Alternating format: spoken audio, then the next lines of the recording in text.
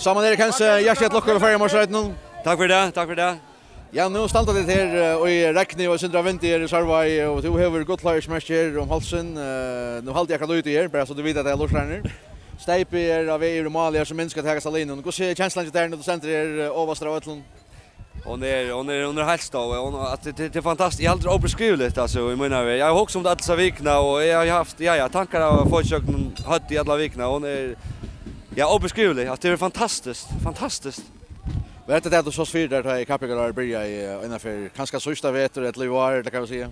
Ja, alltså man har alltid haft en dröm alltså man säger men där kan inte börja så lägger man några små målsättning ut och som man säger man står främst och säger att vi skulle bli varje och vi tar gas man säger jag börjar man in linjen och inte det som man säger andra kan man helt men det är helt så jo jag har drömt om så lötna det ska vara pur ärligt. Flöjde har väl lyckats som samarbete till Kapikarar 2006. Det var så hjälpar vänner i bestream och typ blev innan i alla sista löt och det blev mer spännande som löjet och att Kapikarar och Flöjde blir snacka om sig vad signa gumboen som FSF fortsätter nästan nämnde. Hur ser du ut av visning gumboen och hur det var här du kände dig åter från 2006 då du varit in och parsen kan man säga. Ja, jag minns släkt 2006. Jag får trångt alltid men jo till spök absolut spök och särskilt jag också när kom där och kan man göra annorlunda.